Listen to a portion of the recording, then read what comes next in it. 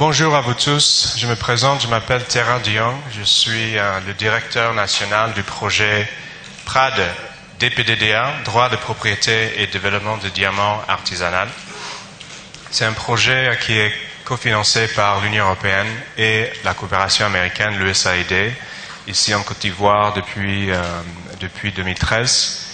Et nos objectifs comme projet sont de augmenter le volume de diamants qui suivent la chaîne légitime, conformément au procès de Kimberley, tout en améliorant les conditions de vie des communautés minières. Donc c'est un grand plaisir pour moi, en tant qu'un des organisateurs, d'être ici ce matin. Cette idée de conférence régionale est née il y a plus que 3 ans maintenant. Nous, comme projet, on avait initialement pensé à faire un atelier uniquement sur le sujet de la coexistence entre la grande et la petite mine, parce qu'en Côte d'Ivoire, on a jugé qu'il y avait une expérience assez intéressante avec le modèle d'encadrement de la sodomie. Et cet après-midi, vous aurez l'occasion d'entendre plus. Mais on a aussi vocation à soutenir un processus plus large pour voir comment est-ce que le secteur de l'artisanat minier est géré. Mais c'était un sujet qui dépassait un peu notre mandat, raison pour laquelle on s'est, pendant les dernières 3 années, commencé à parler avec différents partenaires. Et pendant ces différentes 3 années, beaucoup de choses ont changé. En Côte d'Ivoire, il y avait la mise en œuvre de ce plan national de rationalisation d'orpaillage. En même temps, les enjeux de cette activité au niveau local, environnemental, se sont sentis de plus en plus forts.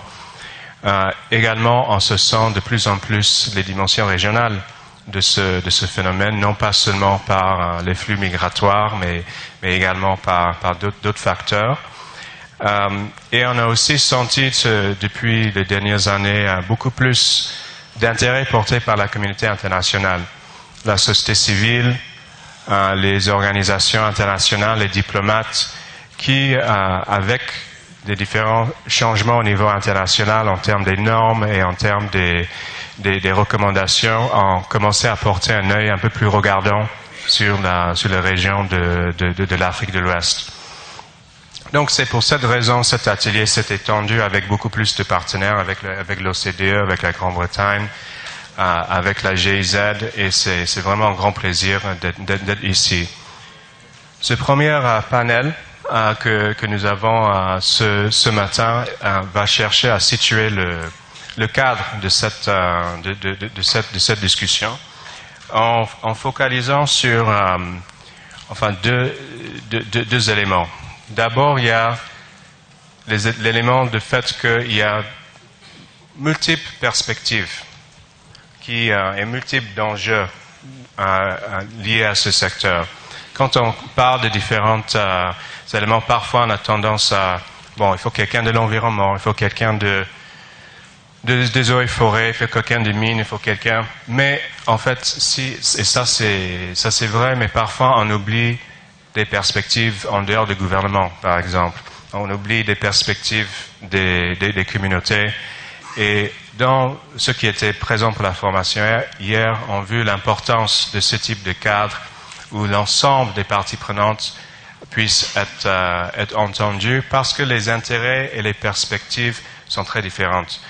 On a également comme objectif dans ce premier atelier, ce premier panel, de également focaliser sur des solutions pragmatiques à ce phénomène. Je pense que ce n'est pas très intéressant de récapituler tous les différents problèmes sans parler des modèles et des solutions, des pratiques qui peuvent améliorer la situation, raison pour laquelle on est tous réunis.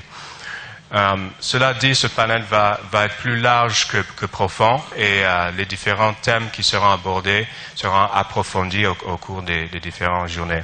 Donc c'est un grand honneur de partager le panel. Je vais vraiment présenter ceux qui partagent la scène avec moi. Donc tout en commençant par la perspective de l'État de Côte d'Ivoire qui nous accueille, qui nous abrite ici, avec M. Seydou Koulibaly, le conseiller technique au ministère de l'Industrie et des Mines. On a aussi très honoré par la présence de gouverneur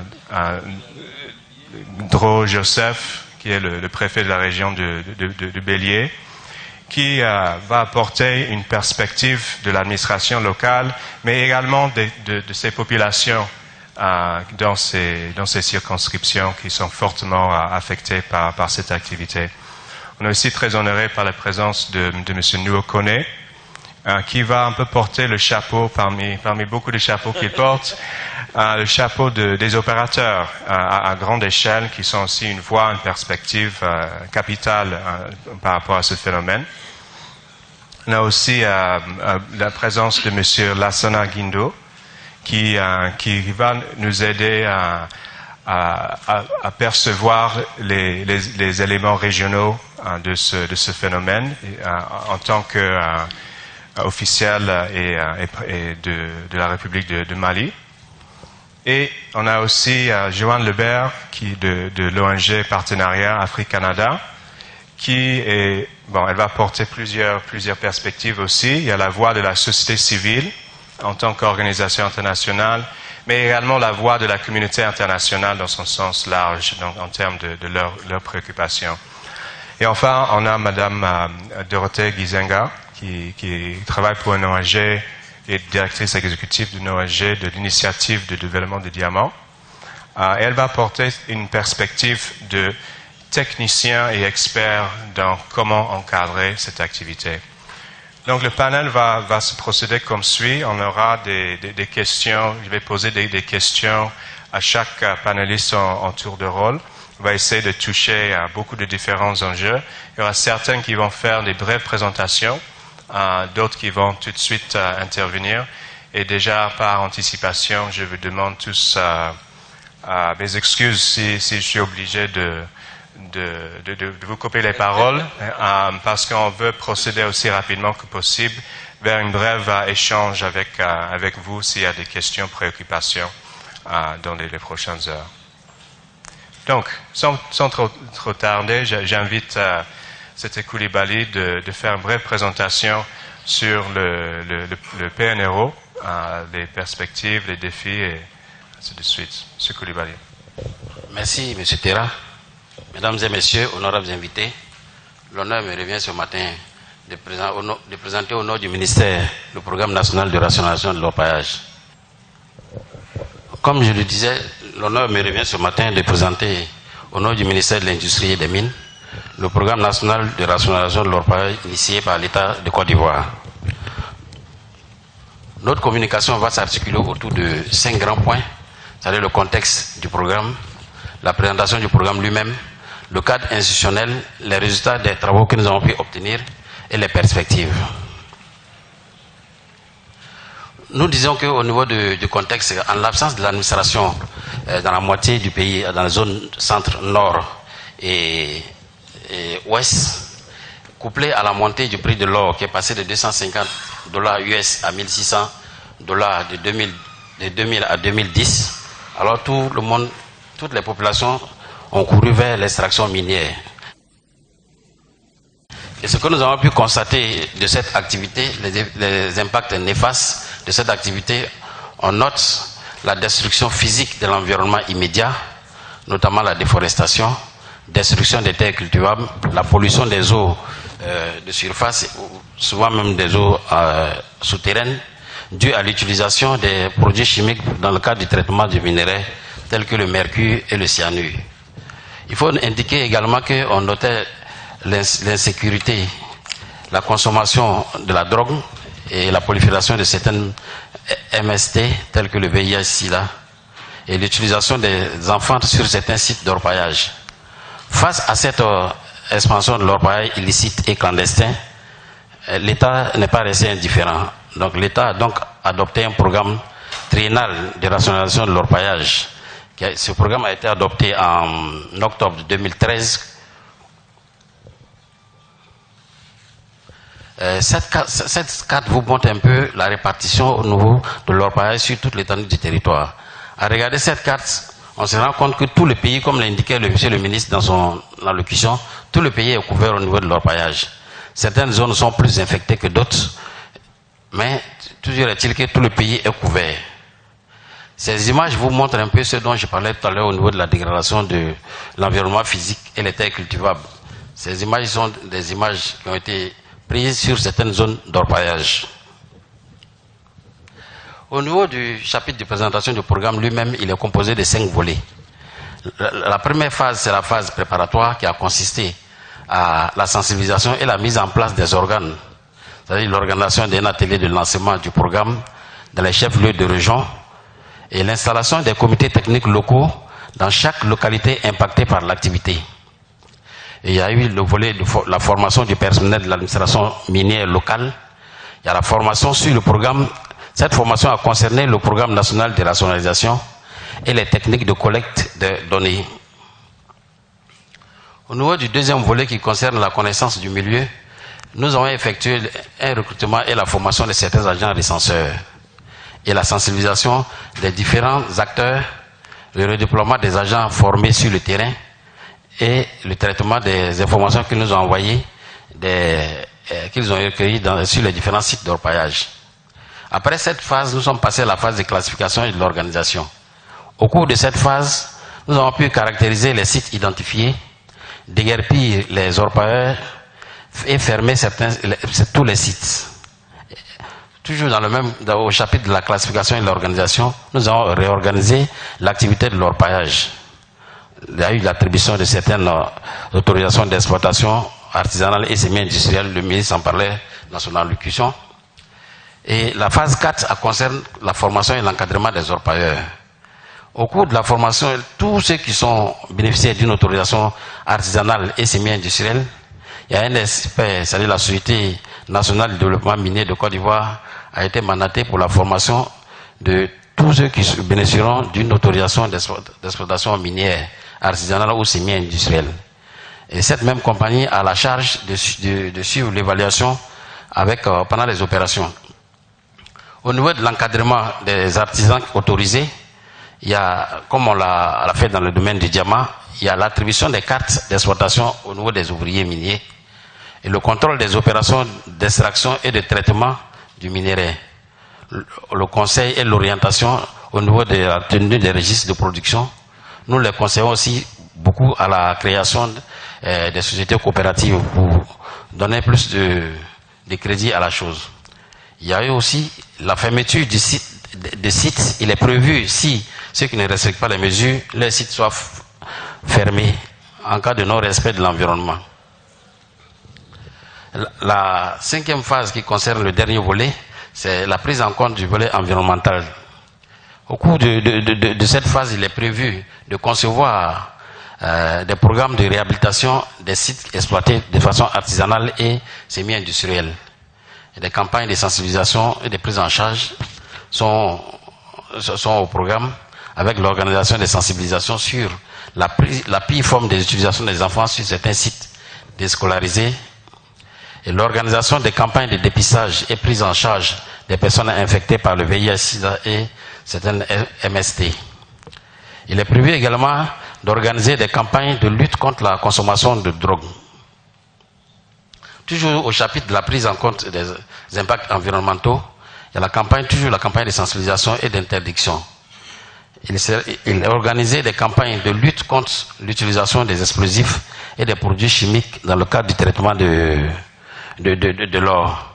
L'organisation des campagnes de sensibilisation quant à l'hygiène, sécurité et environnement.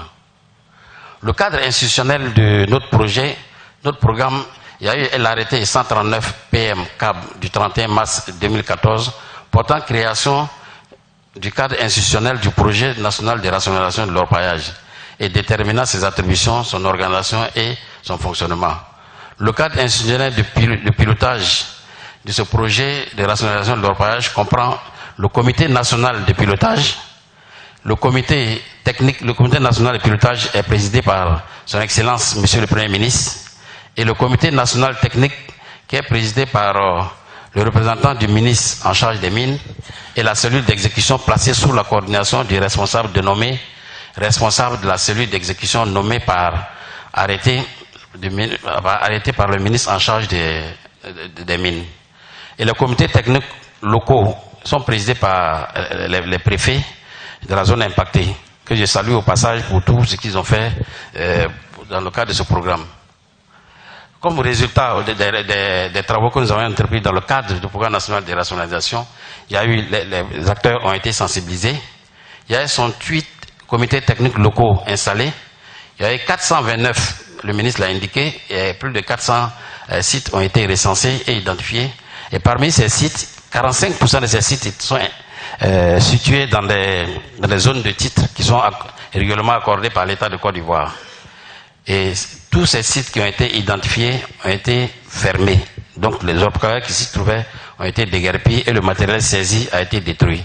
Certains orpailleurs récidivistes ont été arrêtés et mis à la disposition de la justice. Toujours dans le cadre des résultats, nous avons attribué plusieurs autorisations d'exploitation minière et artisanale. Il y a eu la formation de nos collaborateurs en région, les directeurs régionaux, départementaux et chefs de services mines.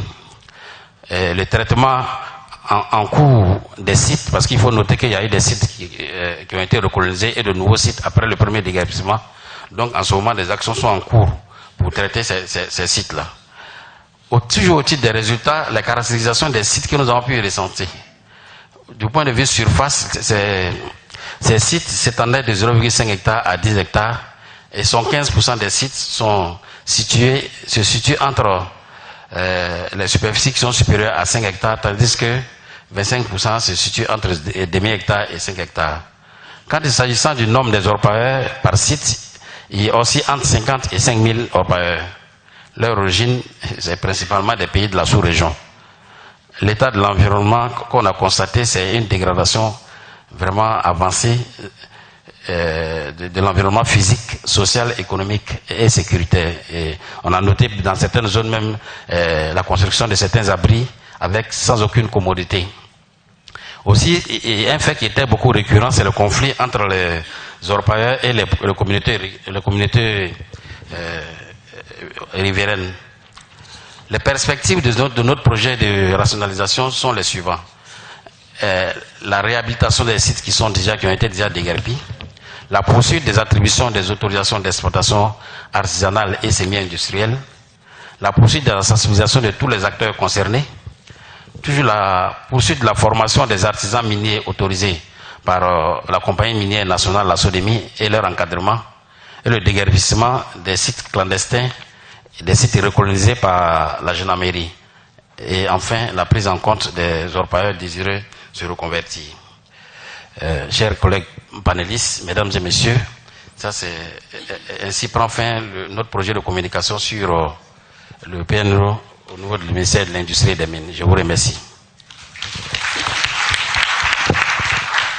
Merci beaucoup, Monsieur Coulibaly, pour cette présentation. Je pense juste surtout pour ceux qui sont de la sous-région, pour bien comprendre, le PNRO, la première phase c'était de 2013 à 2016, n'est-ce pas? Et donc là, il y a une réflexion en cours sur les actions à mener dans les prochaines phases, si je ne me trompe. Oui, c'est bien ça. Donc il y a des actions qui sont en cours, comme l'a indiqué le ministre dans son allocution, parce qu'il y a après la première phase, on a vu certaines faiblesses. Donc nous sommes en réflexion et avec tous les partenaires impliqués en vue de trouver les solutions. Quel type de faiblesse vous avez évoqué? Bon, on a constaté quand même qu'il y a eu certains sites déguerpis qui ont été recolonisés et il y a eu la création de nouveaux sites. Et à notre avis, le comité technique local dans certaines régions n'a pas véritablement fonctionné. Donc nous sommes en réflexion avec les gens qui sont en première ligne, c'est-à-dire que les membres du corps préfectoral, pour nous aider, et tous les 10 ministères qui sont impliqués, pour voir comment est-ce que, et tous les acteurs, comment est-ce qu'on peut trouver la solution définitive. Et puis juste pour situer toujours l'étendue un peu de phénomène, attendez, actuellement, est-ce que, je pense en 2014, vous avez recensé à peu près 500 000 orpailleurs. Est-ce que vous avez une idée aujourd'hui sur à peu près combien il y a ou c'est difficile à estimer?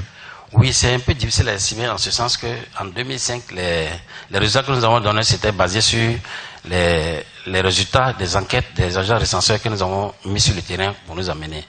Donc aujourd'hui, on sait que certaines zones, il nous revient que certaines zones qui ont été recolonisées, mais on ne peut pas vous donner un chiffre exact de ceux qui sont sur. Il va falloir faire des statistiques pour pouvoir revenir là-dessus. Et je pense que ça c'est un thème qu'on va revenir dessus au cours de l'atelier. C'est comment faire un partage de l'information, comment avoir ces informations pour bien cerner le phénomène. C'est assez important. L'une des solutions déjà, comme l'a dit le ministre, c'est que les autorisations en sont en train d'être délivrées. Et les jours. Passons vous couper sur cette question. Si on estime qu'il y a toujours, je sais pas, 500 000 orpailleurs, à peu près combien ont des autorisations artisanales? Bon, il y a autour de plus de 40. Et plus de 40 qui ont été attribués. Et certains sont en train de sortir. Beaucoup vont sortir incessamment. Et aussi, je pense que, dans la législation ivoirienne, pour avoir une autorisation artisanale, il faut être ivoirien, n'est-ce pas? Oui, ça c'est le côté artisanal, mais quand on rentre dans la semi-industrie, vous pouvez être organisé en coopérative, je l'ai indiqué dans ma communication, vous pouvez être organisé en coopérative pour demander une autorisation. Voilà. Merci beaucoup pour ces précisions. Je pense que je vais passer la parole à monsieur le préfet. Monsieur le préfet, juste peut-être une question pour ouvrir le débat. Il a parlé de cette opération de mise en place des comités et également de déguerpissement. De votre point de vue, comme quelqu'un sur le terrain, quelles ont été les forces et faiblesses de ce travail? Je voudrais vous dire merci pour l'occasion que vous nous donnez au corps préfectoral qui a assuré la présidente des comités locaux de vous donner quels ont été les résultats acquis sur le terrain. Mais pour que nos amis qui ne sont pas ivoiriens comprennent, il faut que nous partons de la législation ivoirienne en matière de droits fonciers. En Côte d'Ivoire, le propriétaire terrien a un droit coutumier qui se limite à la surface de la terre. Le sous-sol appartient à l'État. Donc, le minerai se trouve dans le sous-sol. Pour l'exploiter, il faut que l'État, qui est le propriétaire, vous donne une autorisation. Et c'est pourquoi on parle de rationalisation pour les orpailleurs, une activité que nous considérons comme une activité illégale. Donc, si vous n'êtes pas autorisé, c'est une activité illégale. Donc, quand l'État a créé les comités locaux, nous avons, tout à l'heure, selon le directeur, il vous a dit, on a mis fin à l'activité des orpailleurs parce qu'aucun d'eux n'avait une autorisation. Aujourd'hui, les autorisations ont commencé à être délivrées. Mais sur le terrain, les difficultés que nous avons eues, se situent au niveau des propriétaires terriens. Pour un propriétaire terrien, il ne peut pas concevoir qu'on dise que la terre où son arrière-grand-père, son père et lui-même habitent, que le sous-sol appartient à l'État. Donc, en dehors de l'État, eux-mêmes délivrent souvent les autorisations aux orpailleurs qui sont installés. La première difficulté. Oui, parce qu'effectivement, pour arriver au sous-sol, il faut passer par le sol. Par le sol. Donc, eux, ils ne peuvent pas comprendre ça. Deuxième difficulté pour nous, sur le terrain, dans le cadre du CTL, c'est que quand nous avons expulsé les orpailleurs, c'est leur activité de tous les jours. Où est-ce que nous les installons? Et c'est ça une des questions, je pense, fondamentales dans l'intervention du Ghana et de tout le monde. Et c'est pourquoi nous proposons au ministère qu'on fasse la différence entre le permis d'exploration et le permis d'exploitation qui est attribué aux sociétés minières. Parce que l'orpailleur que vous chassez d'une parcelle, quand il va ailleurs où il n'y a pas de l'or, soyez convaincus qu'il va devenir dans la mesure où aujourd'hui eux tous ont des appareils pour détecter l'or. S'il n'y a rien, il va devenir. Donc nous proposons que le ministère essaie de voir si on a eu un permis d'exploration qui est plus large que le permis d'exploitation, on puisse s'installer où il y a de l'or pour donner, comment on appelle, aux artisans miniers. Donc si je comprends bien, et surtout pour ceux qui viennent de la sous-région, donc dans la législation, quand on parle des titres miniers, des permis, on est en train de parler à une échelle industrielle. Voilà. Et puis il y a des autorisations artisanales et semi-industrielles. Voilà. Et vous dites que pour vous, il faut faire cette distinction en termes de comment gérer la question de l'orpaillage. Au niveau des artisans, comment on appelle les miniers? Si c'est un permis de recherche, voilà, qui est très large. Parce que le problème, c'est quoi? l'État ne peut pas payer la recherche de l'or, aujourd'hui, en l'état actuel, et puis les donner aux artisans miniers. Comme les sociétés minières ont déjà procédé à l'exploration d'un ensemble de superficie qui est plus large, quand on donne le permis d'exploiter, lui, il n'est pas large comme le permis d'exploration. Pour que sur cet espace-là, on puisse installer les artisans miniers. Dans la mesure où tout à l'heure, l'intervention de M. Koué vous a relevé que la plupart des artisans miniers sont installés sur les permis que l'État a octroyés à des sociétés qu'on appelle minières, ce qui n'est pas conforme. Si nous avons attribué un permis, il faut que l'État s'assure que personne d'autre ne puisse aller sur ce permis qui a été attribué. Donc je pense que ça c'est effectivement une problématique qu'on va traiter longuement dans l'après-midi. Dans la législation ici, ce n'est pas formellement autorisé. Mais il y a des cas de pratique dans le cas des diamants où ça se fait déjà. Il y a de l'encadrement des artisans miniers au sein des permis de recherche.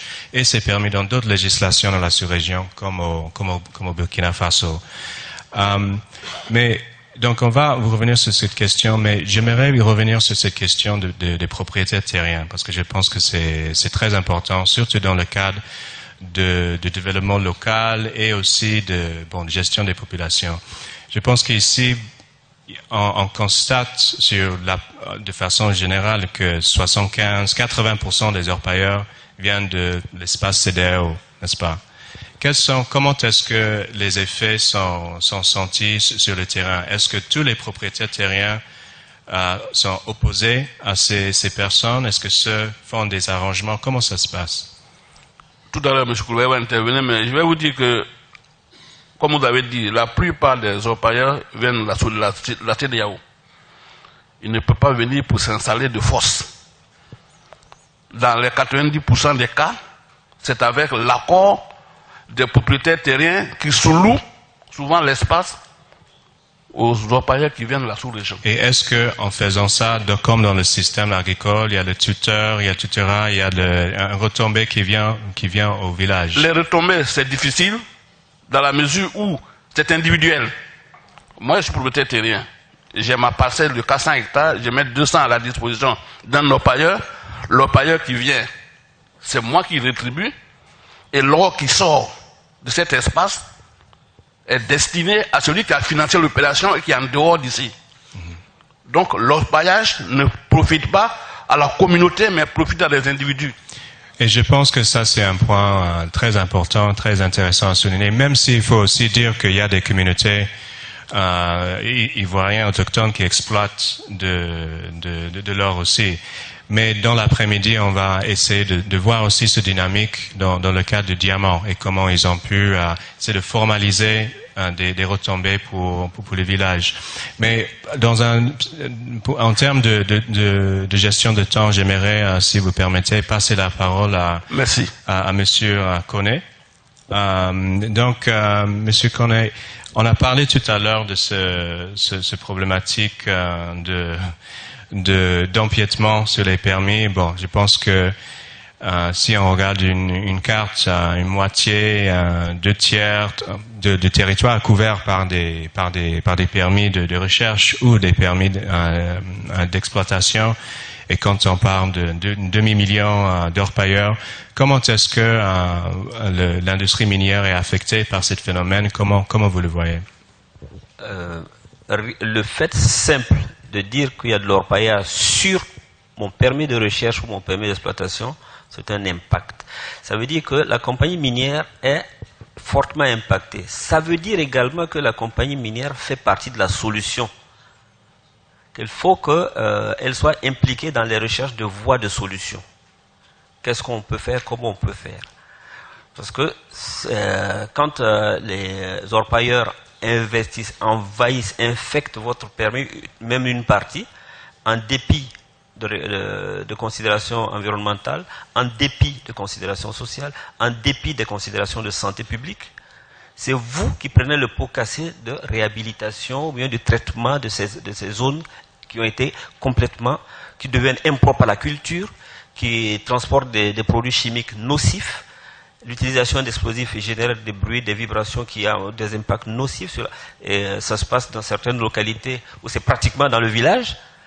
la fosse est à 2 mètres de l'habitation de quelqu'un, ça impacte, vraiment c'est un impact à tous les points de vue qui cause à la compagnie minière titulaire ou attributaire du permis un certain nombre de problèmes qui ne pourront être résolus qu'avec elle et le soutien de l'administration, des administrations, je dirais.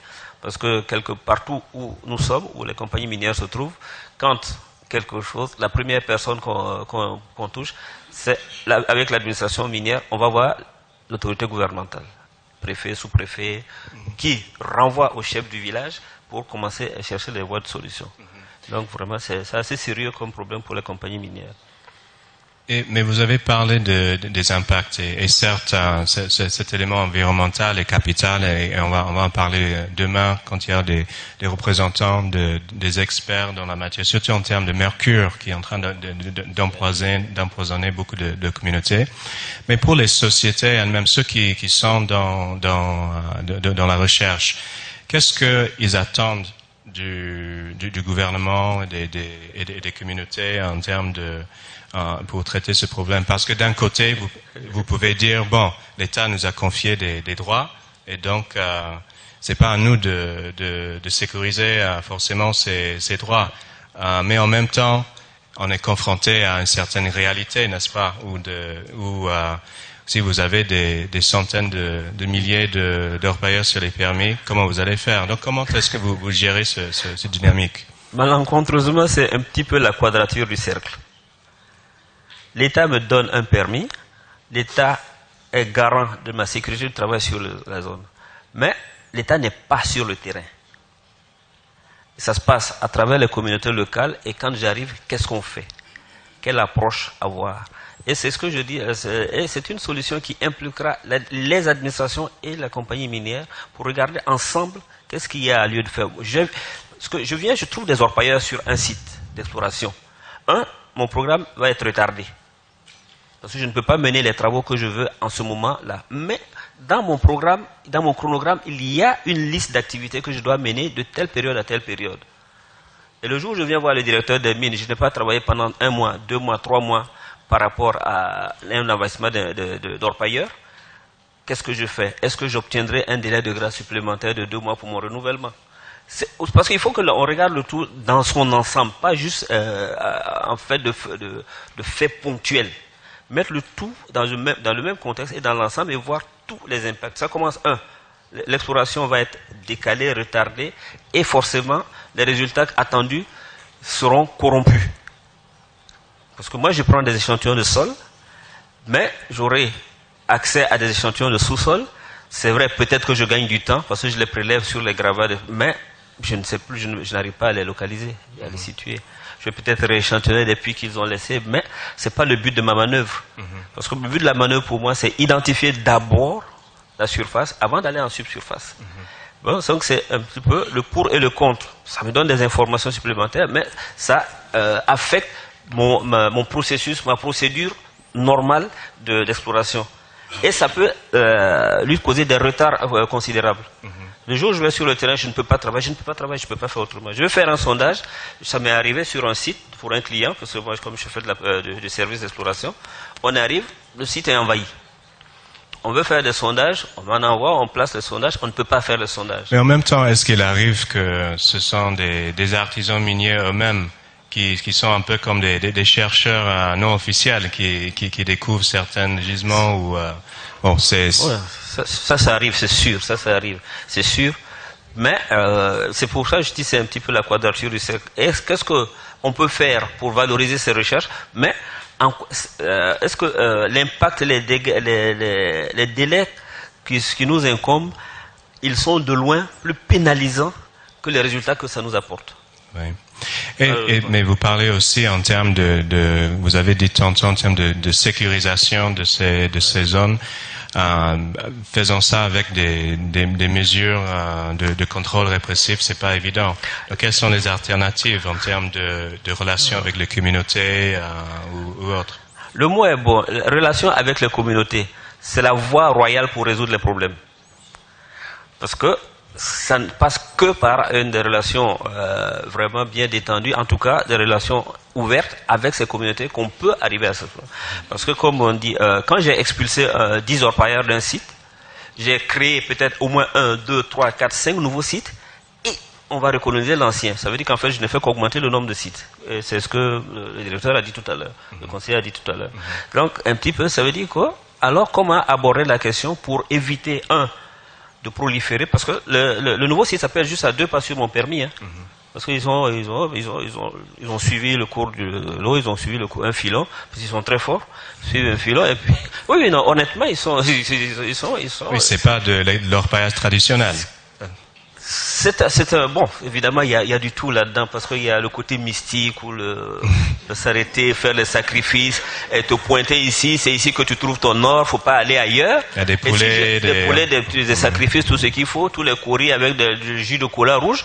Mais j'arrive là, et puis on me dira, non, c'est là que je veux travailler. Alors le jour où, dans une approche, on va dire, bon, va derrière la case là-bas. Ah non, c'est pas derrière la case de Salvador ça se trouve, c'est devant la case de Prendre que moi j'ai mon gisement. Donc, Monsieur Koné, avec votre permission, je vais essayer de traverser la frontière entre vous et moi, mais aussi entre la Côte d'Ivoire et le Mali, pour demander à notre collègue ici, est-ce que vous confrontez les mêmes types de défis? On a eu 3 perspectives de certains enjeux en Côte d'Ivoire. Quelle est votre expérience à l'autre côté? Merci, Monsieur le modérateur. Le Mali est un pays connu depuis plusieurs siècles par rapport à l'artisanat minier. J'avoue que nous partageons les mêmes difficultés. Jusque-là, je n'avais pas entendu quelque chose. Je crois que les mêmes problèmes que nous partageons est dû à la non prise en compte de cette branche d'activité dans nos différentes politiques minières. Et l'Union africaine a essayé de résoudre cela à travers la vision minière africaine, qui demande quand même de prendre cette branche d'activité en compte. Toutes nos politiques sont portées sur la gestion des grandes mines, alors que cette activité existe dans nos pays il y a très très longtemps.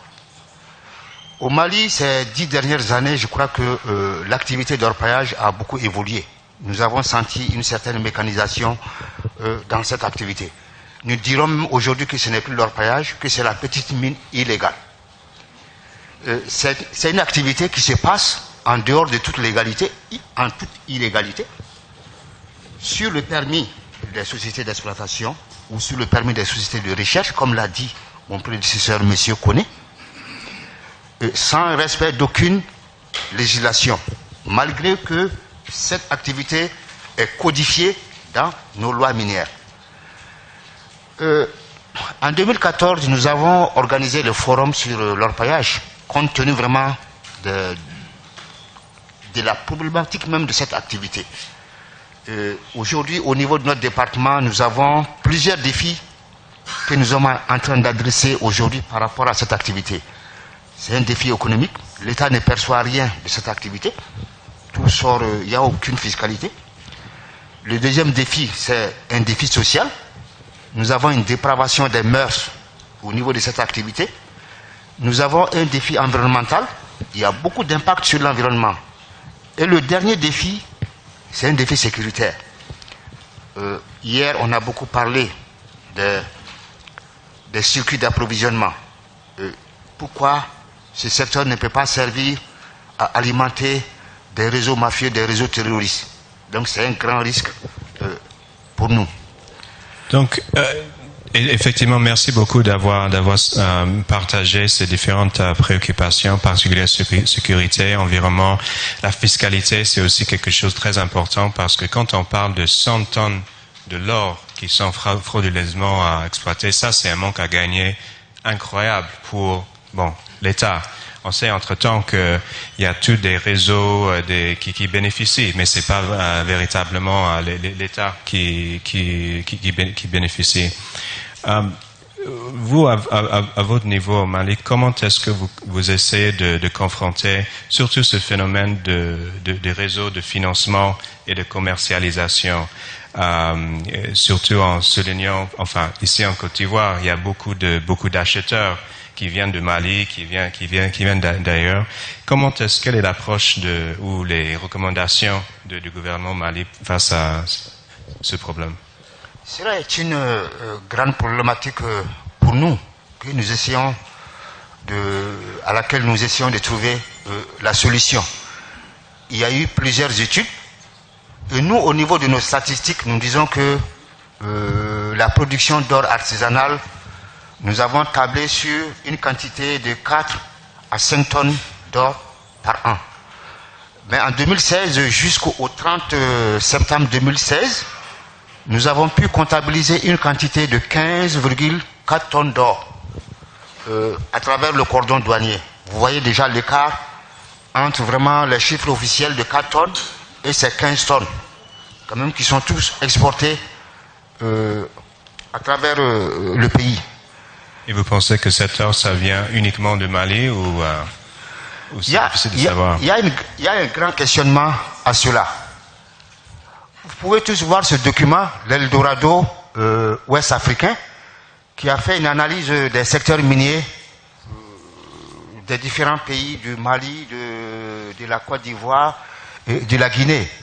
Cette étude quand même a pu mettre le doigt sur le fait que le Mali constitue une plaque tournante pour un point d'exportation de l'or qui provient des différents pays, notamment de la Guinée, de la Côte d'Ivoire et même du Sénégal. Et on parle souvent même du Libéria.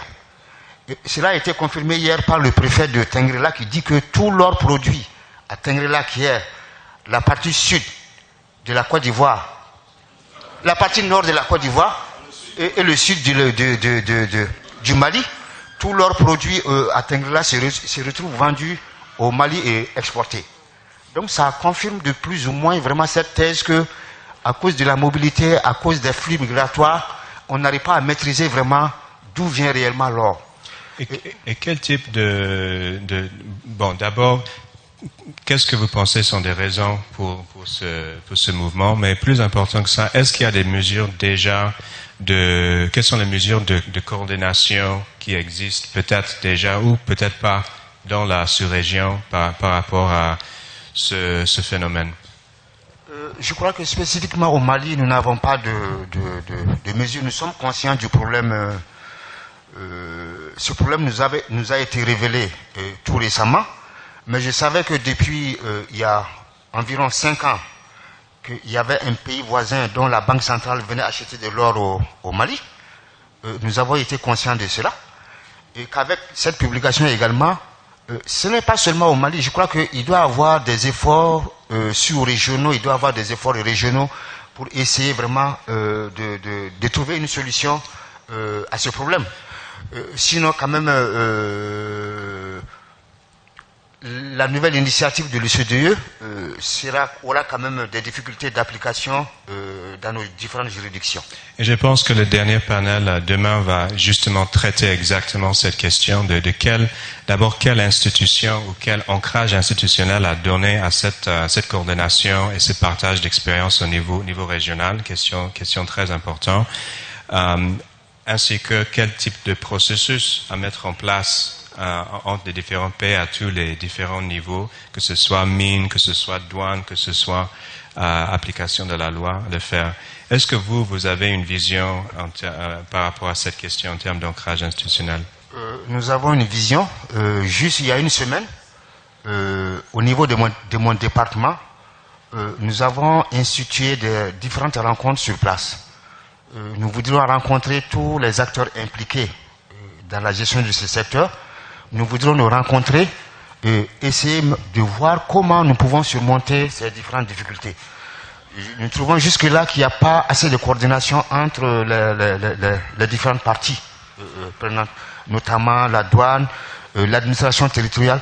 Là, il faut rappeler un fait, l'orpaillage chez nous n'est pas géré à la différence des autres pays, à une certaine spécificité.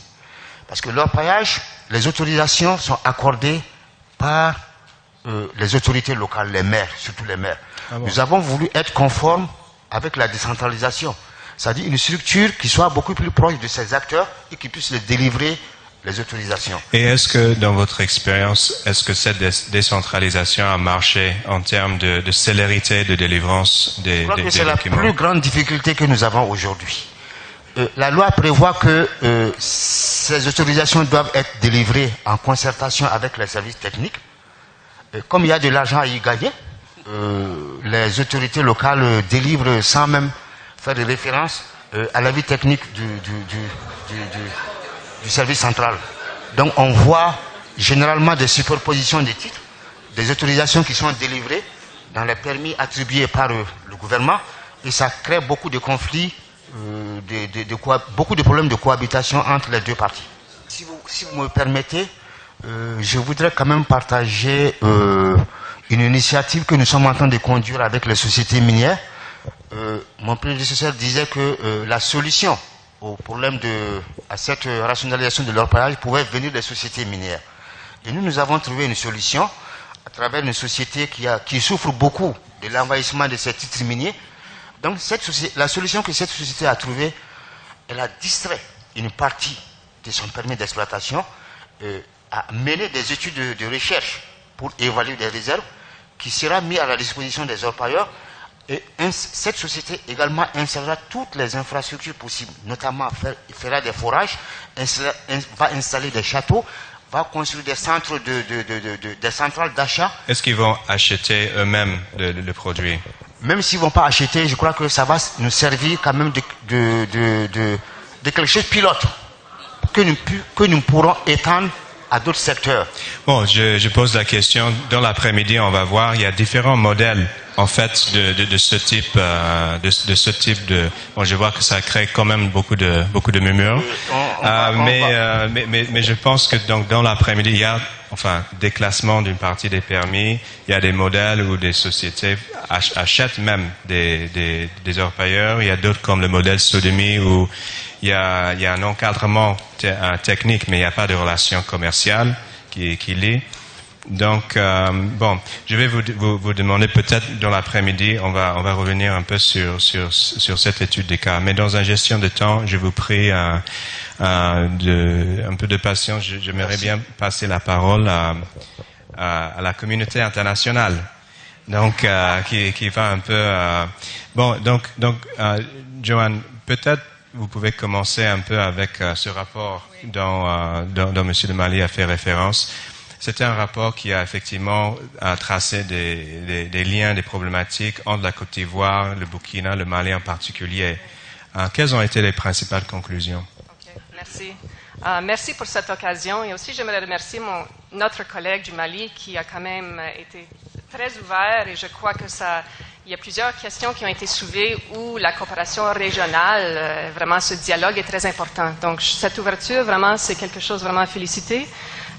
Et la référence à la recherche aussi qui présente des recommandations, mais aussi une cartographie du commerce illicite dans la région. Ces données, je pense aussi, peut alimenter le débat, mais aussi aider à trouver des solutions. Donc, je vais présenter, mes excuses, c'est écrit sur l'écran, mais je vais présenter les principaux constats de la recherche qui va aussi souligner plusieurs points que je pense aussi va ouvrir le débat ou les discussions. Donc, je m'excuse, c'est un peu formel, mais d'abord, certaines choses ont déjà été dites, notamment, pour clarifier, c'est une recherche régionale au niveau de la Côte d'Ivoire, le Mali et le Burkina Faso. Donc, nous avons trouvé qu'il y a un manque de cohésion sur les plans des politiques et d'une présence gouvernementale dans les régions d'exploitation minière artisanale de l'or, une perte de recettes publiques importante et risque d'instabilité, absence de données fiables sur la production et l'exportation dans le secteur de l'or artisanal dans tous les pays de l'étude. Le commerce de l'or artisanal est fondé sur un système de préfinancement.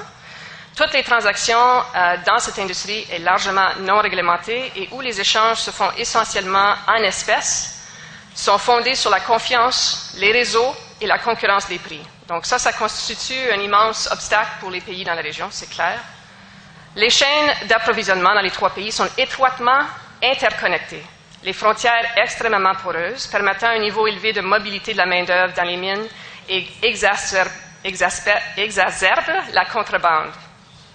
Le Côte d'Ivoire est la principale source et destination de la main-d'œuvre mobile.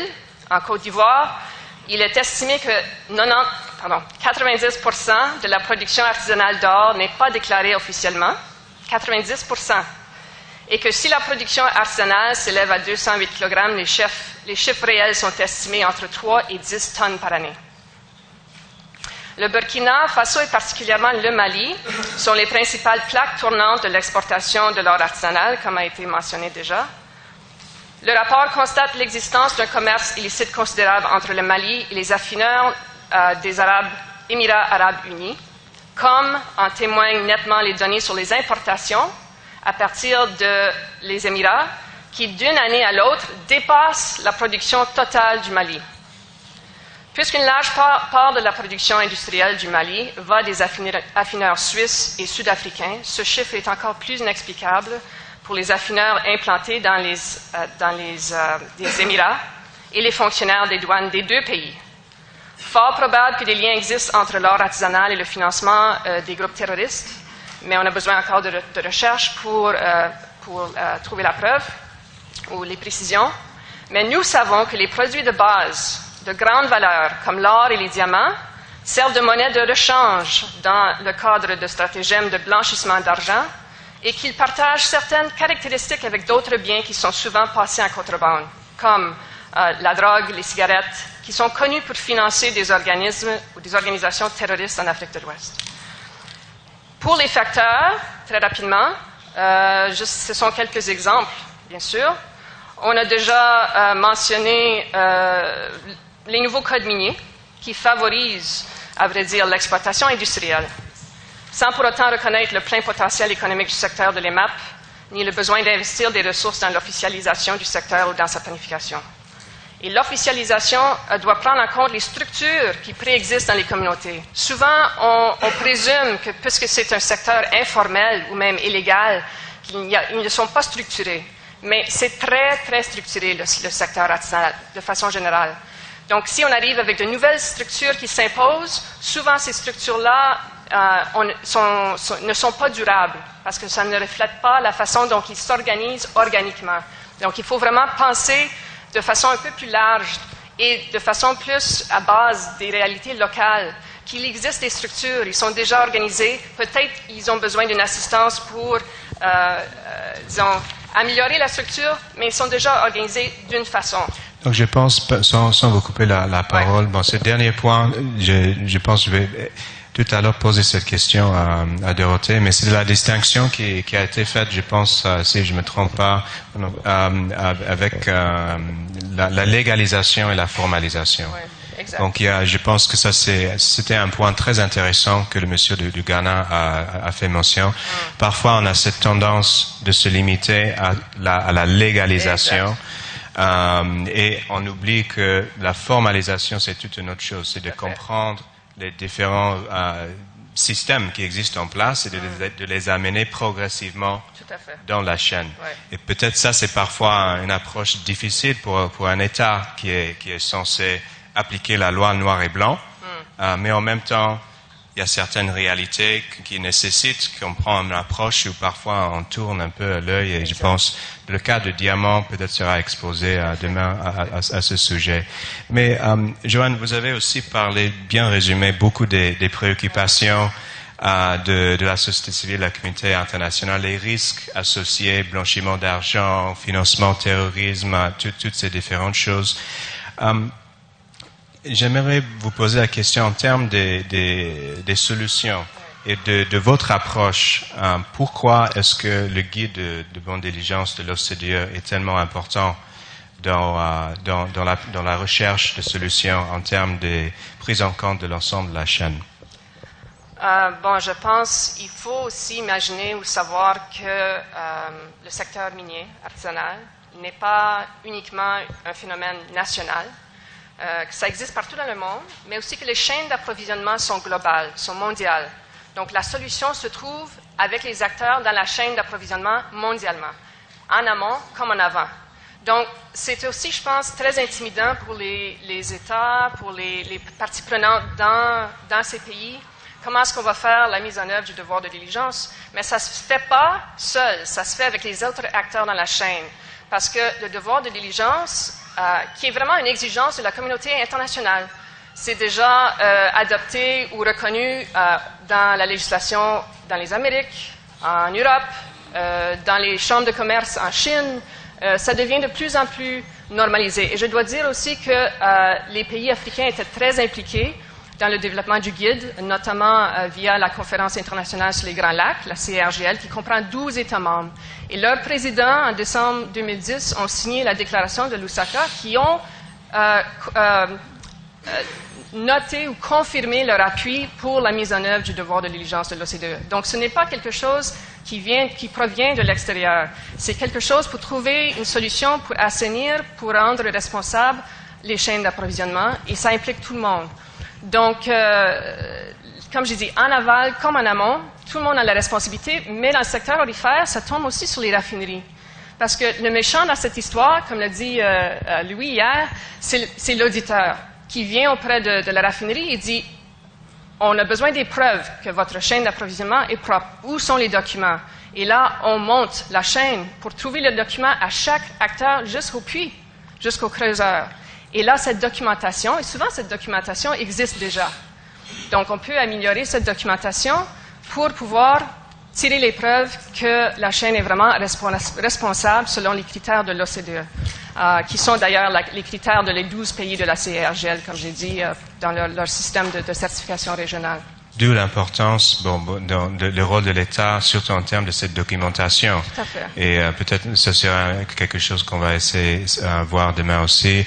Bon, en plus, il y aura une présentation par l'OCDE, un panel qui va focaliser un peu sur ce qui est en train de se passer au niveau mondial. Et c'est très important. Vous voyez, en Côte d'Ivoire, il y a des projets de faire des raffineries dans le pays, ou comme dans la sous-région.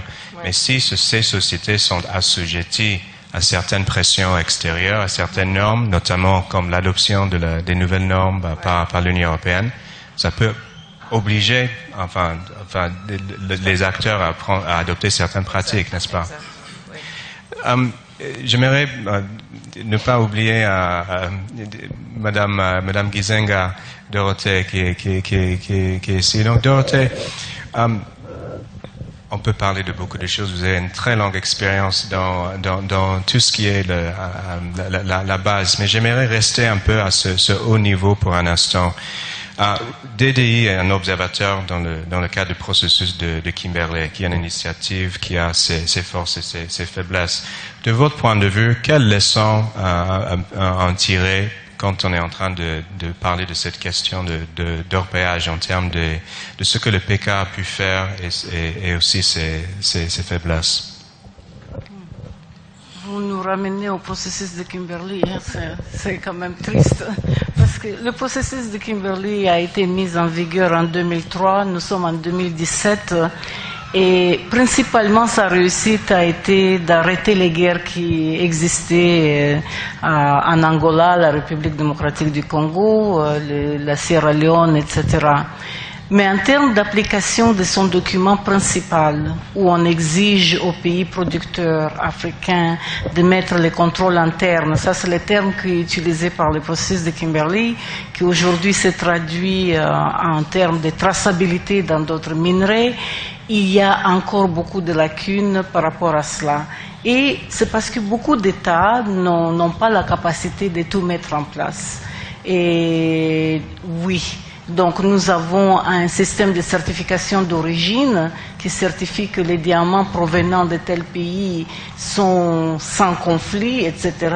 Mais la traçabilité pour prouver cela n'est pas toujours existante. Évidemment, on peut extrapoler que s'il n'y a pas de guerre dans ce pays-là, que c'est un diamant sans conflit. Mais à la base, il faut savoir le prouver. Les systèmes s'améliorent. Évidemment, on apprend des leçons sur soi-même. On apprend aussi des leçons avec là où on faillit et on commence à mettre des choses en place.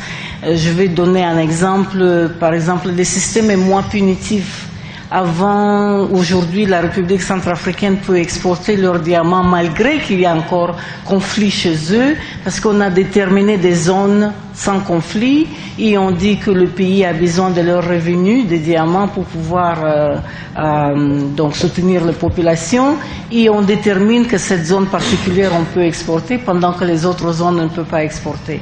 Dans le passé, ce ne serait jamais arrivé. La Côte d'Ivoire le connaît. Quand il y a eu l'embargo, c'était l'embargo sur le territoire entier de la Côte d'Ivoire. Au Zimbabwe, on a fait aussi la même chose. Lorsqu'il y a eu donc la critique de violation des droits de l'homme au Zimbabwe, on a fini par déterminer les zones desquelles on pouvait exporter. Et ça, c'est dans l'appréciation qu'il ne faut pas punir le pays qui dépend de ces revenus-là. Donc, les systèmes changent et évoluent, mais il y a encore du chemin à faire.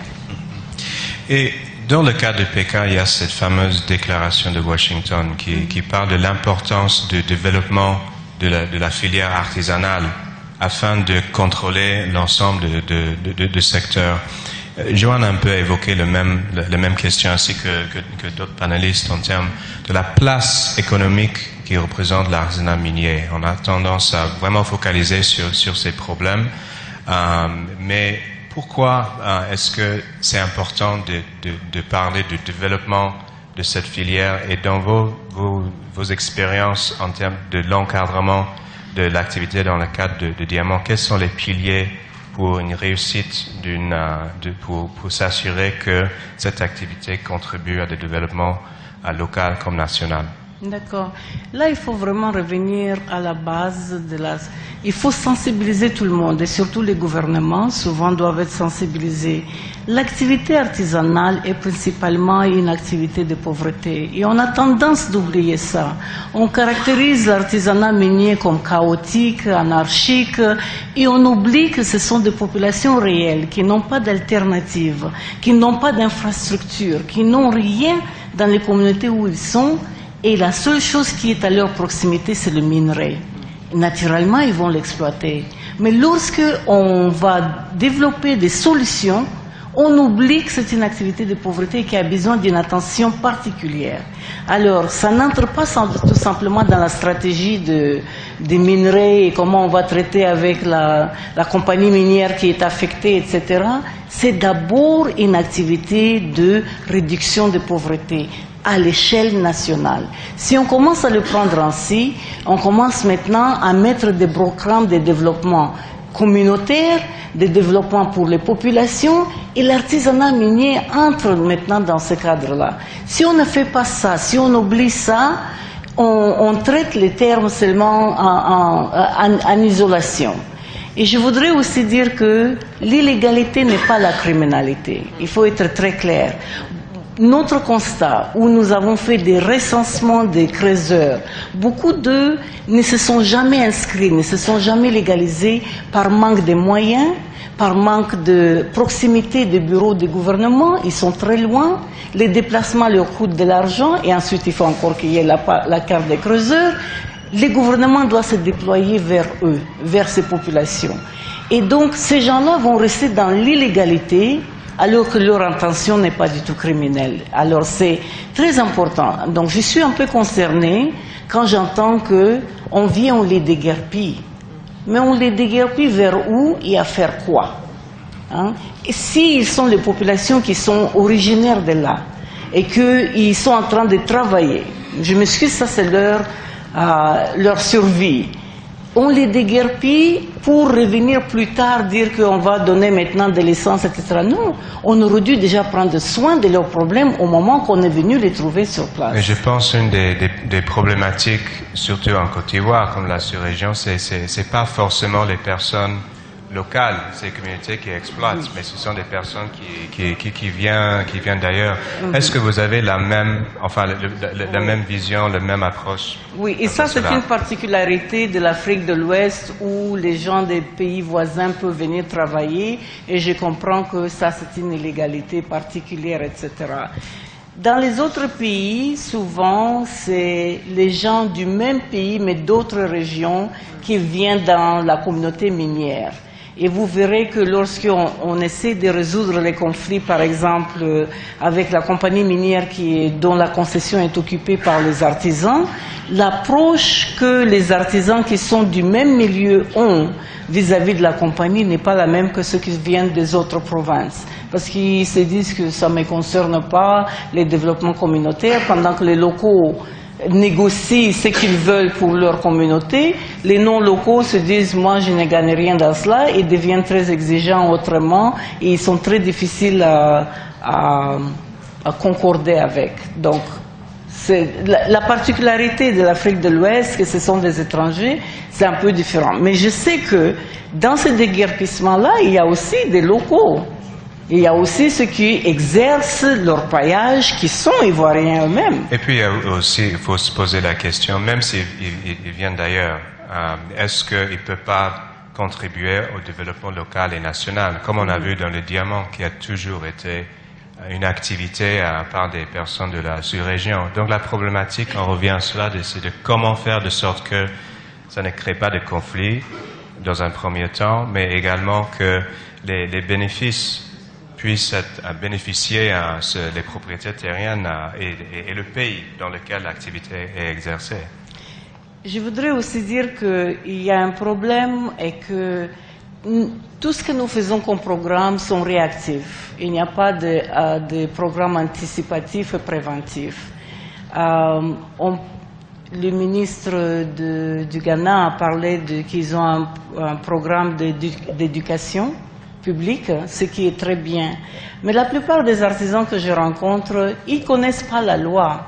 Mais tout le monde s'attend à ce qu'ils connaissent la loi. Comment ils la connaîtront si le gouvernement n'a jamais pris le temps d'aller leur enseigner la loi? Pourquoi est-ce qu'on prend ça pour acquis qu'ils doivent connaître la loi? Ils ne sont pas même alphabétisés, beaucoup d'eux. Il faut aller leur dire, voilà ce que le code minier dit, voilà ce que la loi dit que vous devez faire. Et quels sont vos bénéfices dans cette loi-là aussi? Parce que la loi ne doit pas tout simplement les sanctionner, elle doit aussi les bénéficier. Et cela, on ne trouve pas sur le terrain. Alors, on s'attend que les citoyens connaissent la loi, mais pourtant, on ne fait rien pour disséminer la loi en tant que telle. Donc ça, c'est important aussi. S'attendre à ce que quelqu'un obéisse à la loi, il faut aussi qu'il connaisse la loi. Donc, il faut être proactif, il faut être anticipatif et faire ces choses-là en avance. Donc je pense que c'est le moment d'ouvrir un peu le débat. Merci beaucoup à Dorothée. Je vais demander à Brahima de m'aider un peu avec la distribution des micros, si tu peux venir. Et je vois il y a déjà un main, donc on va commencer par le conseil technique du Mali, suivi du DG. Ok, merci monsieur le modérateur. Comme il vient de le dire, moi je suis monsieur Bafa Sangaré, conseiller technique au ministère des Mines. Donc je remercie tous les panélistes et nous avons suivi avec un grand intérêt tout ce qui a été dit et on se retrouve dans tout ce qui a été dit aussi. Je commence par la fin. Ce que Madame Dorothée a dit, il y a beaucoup de vérité, mais il y a aussi le bon sens qui fait que chacun peut appréhender ce qui est bien de ce qui n'est pas bien. Et malheureusement, il se trouve que même si les communautés ne savent pas la loi minière ou la loi tout court, mais il y a au sein de ces communautés des gens qui connaissent bien la loi, mais qui vont dire le contraire de ce que la loi dispose. Et on le voit partout, même ceux qui font la loi sont souvent dans ce cas-là. Et c'est ce qui complique beaucoup la résolution d'un certain nombre de problèmes que nous avons en tout cas au niveau du Mali. Donc, concernant la commercialisation de l'or surtout, mon collègue conseiller technique, M. Guino, a abordé la problématique qui est la nôtre. Il faut retenir que ce phénomène c'est un vase communicant. Si un État prenait des mesures qui commencent à marcher, c'est les autres qui vont subir. Donc, ce que nous avons écouté ici des intervenants à la cérémonie d'ouverture par les deux ministres, plus le ministre le président de la commission des mines du Ghana, c'est un phénomène régional et c'est peut-être et sûrement c'est pourquoi nous sommes ici et que l'atelier s'appelle atelier sous-régional bonne pratique en Afrique de l'Ouest. Donc ça nous concerne tous. Mais ma dernière préoccupation, c'est le rapport qui a fait cas des pratiques dans les 3 pays et qui nous avons appris que le Mali, il y a aux Émirats, il y a eu plus de 46 tonnes d'or qui serait de provenance du Mali. Moi, le document ne dit pas est-ce que c'est étayé par des documents officiels, parce que pour que l'or nous avons des documents d'expertise d'or qui attestent et de la qualité, c'est-à-dire le titrage, et donc conséquemment avec le tampon ou les cachets, les signatures des autorités autorisées. Aussi, le Mali a 2 textes sur la commercialisation, un décret et un arrêté d'application. Merci beaucoup. Qui organise ce secteur. Merci beaucoup. Merci. Merci, M. Sangaré. Merci pour l'intervention. Je pense que dans une partie, il a parlé de ce problématique de la loi et les personnes qui ne respectent pas la loi. Mais d'abord, est-ce que la loi est adaptée aux réalités du terrain? Ça, c'est toute une problématique. Si une loi exige qu'on prenne une autorisation et ils n'ont pas le droit de le faire, ou ça prend trop de temps, ça peut être difficile. Mais il y a aussi cette question de, comme on a dit tantôt, de ne pas confondre légalisation avec formalisation. Est-ce qu'un des panélistes aimerait intervenir soit sur ça, soit sur son dernier point? Donc, je réouvre je pense que monsieur le DG. Merci. Merci beaucoup, monsieur Terra. Effectivement, je suis monsieur Koulibaly Ibrahima, directeur général des mines en Côte d'Ivoire. Je voudrais d'abord féliciter tous les panélistes. Je pense que les débats qui ont eu lieu, les différentes prises de position ont permis vraiment de comprendre en long et en large cette activité-là. En tout cas, merci à tout le monde. Je voudrais juste rebondir, faire un petit commentaire sans vraiment faire de polémique. Juste sur la dernière intervention de Madame Dorothée, juste dire que à l'entendre, on a l'impression que on a extrait une partie. Et je signale que on a parlé d'un programme. Quand le conseiller technique a fait sa présentation tout à l'heure, il a parlé du programme national de rationalisation de l'activité d'exploitation minière artisanale et semi-industrielle. Ça veut dire que derrière ce programme, il y a toute une réflexion qui a été menée. Donc, le pour, le contre de cette activité-là a été longuement discuté et pris en compte. On ne peut pas, et il me serait difficile d'accepter qu'on extrait juste un pan de ce programme-là pour jeter un peu, excusez-moi du terme, l'opprobre sur l'ensemble du programme. Parlant du déguerpissement, je veux dire. Effectivement, on procède au déguerpissement, il y a des réponses qui sont arrivées, on a dit l'activité d'exploitation artisanale est en premier lieu réservée aux nationaux. Donc l'État avait le devoir, il faut tenir compte du contexte dans lequel nous vivions en Côte d'Ivoire. Avant de porter ce genre de critique, nous avions un contexte très précis. C'était vraiment très difficile. Il fallait que l'État affirme son autorité. Donc c'était vraiment essentiel, important pour nous d'aller à ce déguerpissement-là. Mais le faire cela ne voulait pas dire qu'on ne reconnaissait pas donc, à ces populations-là le droit d'être installées. La preuve, il a même dit que, il a signalé, on a commencé déjà à attribuer des autorisations. Donc il y a un travail en amont qui est fait. C'est un programme, c'est un ensemble d'actions qui sont menées en toute cohérence. Donc ne retirons pas simplement le terme déguerpissement pour le qualifier voilà, négativement.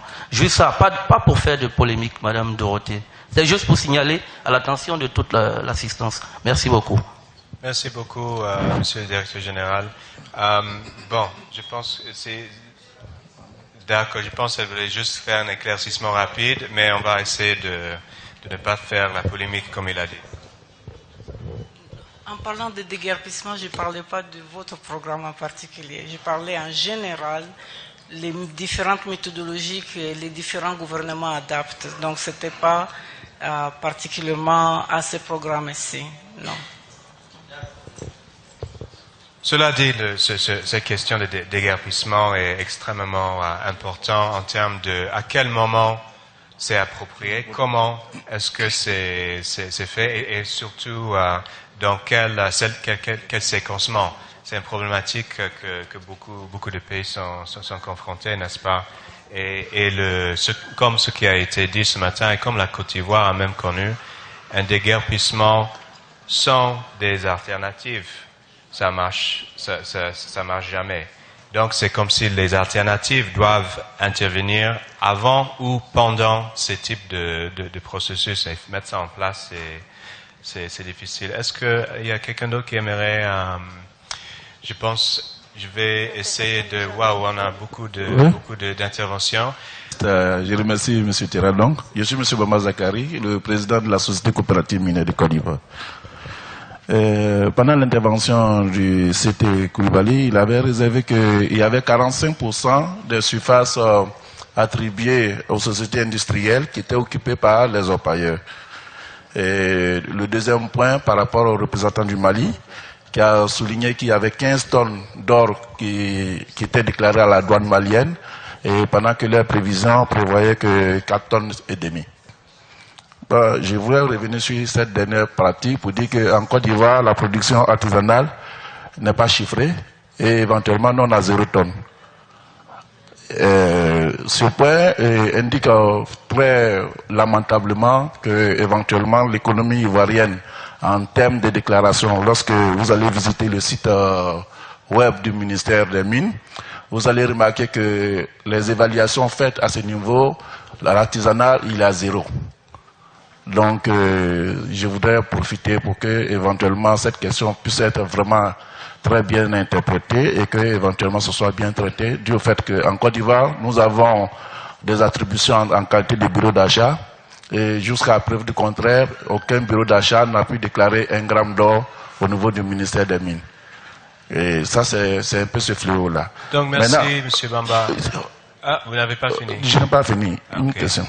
Je voudrais savoir exactement lorsque M. Koné, quand il dit que éventuellement les orpailleurs gênent un peu leur activité, est-ce qu'aujourd'hui on peut évaluer l'impact en termes monétaires, financiers de l'activité de l'orpaillage sur le gain des sociétés industrielles?